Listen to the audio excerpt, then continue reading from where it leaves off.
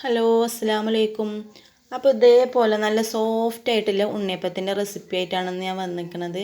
അപ്പോൾ ഇതിങ്ങനെ സോഫ്റ്റ് ആകാൻ എന്താ കാരണം, ഇതിലേക്ക് ചേർക്കുന്ന ചേരുവകൾ എന്തൊക്കെയാണെന്ന് കണ്ടു നോക്കാം.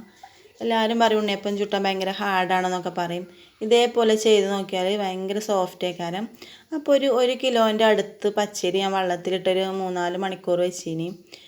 അപ്പോൾ അരി കഴുകിയാണ്ട് നല്ലോണം കഴുകി ക്ലീൻ ആക്കിയാണ് വെള്ളത്തിലിട്ടീനത്. എന്നാലും ഒന്നും കൂടി കഴുകി എടുത്തിട്ട് മിക്സിൻ്റെ ജാറിലിട്ടിട്ട് ഇതൊന്ന് നന്നായിട്ട് അരച്ചെടുക്കണം. അപ്പോൾ ഇത് 1 കിലോൻ്റെ അടുത്തുണ്ടായതുകൊണ്ട് ഒരു 1.5 സ്പൂൺ നല്ല ജീരകം ഇതിലേക്ക് ഇട്ട് കൊടുക്കുന്നുണ്ട്. അതേപോലെ ഒരു സ്പൂൺ ഏലക്കായ ഇട്ടിട്ട് നല്ലോണം അരച്ചെടുക്കുക. ഇത് അരച്ചെടുത്തതാണ്. അപ്പോൾ രണ്ടാമത്തെ ട്രിപ്പും അരി അരച്ചെടുത്തു. അതിൻ്റെ ഇടയിൽ ശർക്കര ഒന്ന് ഉരുക്കാൻ വെച്ചിരുന്നു കേട്ടോ. ഒന്ന് കണ്ടില്ലേ. പിന്നെ ഇതിലേക്ക് ഞാൻ ചേർക്കുന്നത് കുറച്ച് ചോറാണ്. ഇതേപോലെ ചോറ് ചേർത്തിട്ട് ഈ ചൂടില്ലേ, നല്ല ചൂടില്ലേ, ഈ ശർക്കരപ്പാനി നമ്മൾ ഈ ചോറിലേക്ക് ഒഴിച്ചു കൊടുത്തിട്ട് ചോറും ഇതേപോലെ നന്നായിട്ട് അരച്ചെടുക്കണം. എന്നിട്ട് ഇതിലേക്ക് ഒഴിച്ചു കൊടുക്കുക. പിന്നെ നമ്മളെ മൈസൂർ പഴം ഉണ്ടല്ലോ, ഈ മൈസൂർ പഴം ഇതേപോലെ മിക്സിയിലിട്ടിട്ട് അതും നന്നായിട്ട് അരച്ചെടുക്കണം. അപ്പോൾ നല്ല മൈസൂർ പഴം ചേർക്കുമ്പോൾ തന്നെ നല്ലൊരു ടേസ്റ്റും ആയിക്കാരം, നല്ലൊരു സോഫ്റ്റും കിട്ടും. അപ്പോൾ പഴം നല്ലോണം അടിച്ചെടുത്തേക്കണം. ഇനി അതും ഇതിൻ്റെ മേലേക്ക് ഒഴിച്ചു കൊടുക്കുക. ഇനി ഇതിലേക്ക് ഒരു ചേരുവയും കൂടി ചേർക്കുന്നുണ്ട്. അത് നമ്മളെ മൈദയാണ്. അപ്പോൾ മൈദയ്ക്ക് ഇതേപോലെ ശർക്കരപ്പാനി ഒഴിച്ചിട്ട് നല്ലോണം അരച്ചെടുത്തിട്ട് ഇതിൽ ചേർത്ത് കൊടുക്കുക.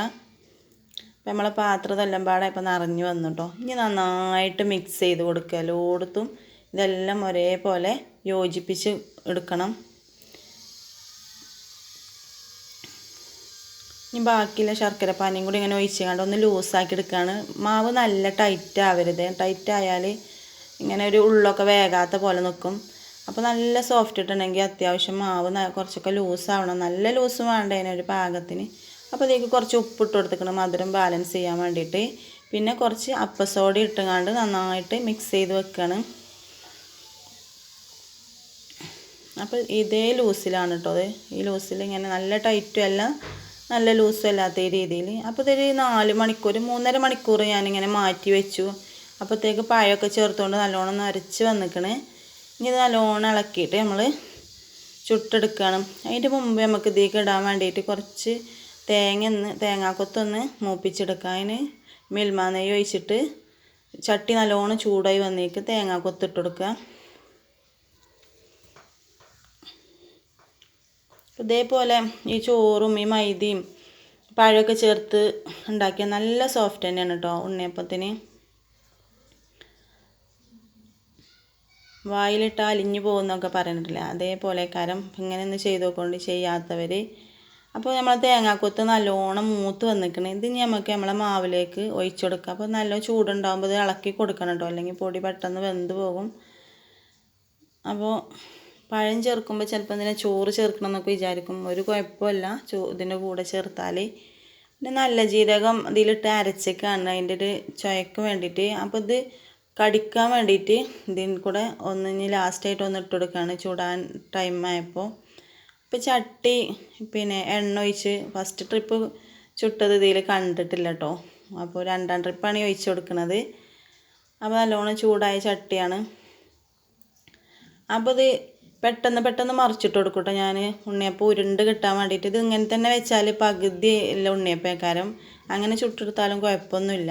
ഞാനിത് പാർന്ന് അപ്പം തന്നെ ഇങ്ങനെ മറിച്ച് കൊടുക്കലാണ്, എന്നാൽ നല്ല ഉരുണ്ടും കൊണ്ട് നിൽക്കാൻ വേണ്ടിയിട്ട്. മറ്റത് ആ കുയിൽ കടന്ന് തന്നെ ഇങ്ങനെ മൂത്ത് വന്നാൽ അതൊരു പകുതി പോലെക്കാരം. കുഴപ്പമൊന്നുമില്ല അങ്ങനെ ആയാൽ. എനിക്കിങ്ങനെ ഉരുണ്ട് കാണാനാണ് ഇഷ്ടം. അപ്പോൾ ഇത്രേ ഉള്ളൂ നമ്മൾ ഉണ്ണിയപ്പത്തിൻ്റെ പണി. നല്ല സോഫ്റ്റായിട്ട് നല്ല ടേസ്റ്റായിട്ടുള്ള ഉണ്ണിയപ്പമാണ്. അപ്പോൾ എൻ്റെ വീഡിയോ ഇഷ്ടപ്പെട്ട എല്ലാവരും ലൈക്ക് ചെയ്യുക, ഷെയർ ചെയ്യുക, സബ്സ്ക്രൈബ് ചെയ്യുക. ഇൻഷാ അല്ലാഹ് അടുത്തൊരു വീഡിയോയിൽ വീണ്ടും കാണാം. അപ്പോൾ കണ്ടോ നല്ല സോഫ്റ്റ് തന്നെയാണ് കേട്ടോ. എല്ലാവരും ഒന്ന് ട്രൈ ചെയ്ത് നോക്കണം. അസ്സലാമു അലൈക്കും. Thank you.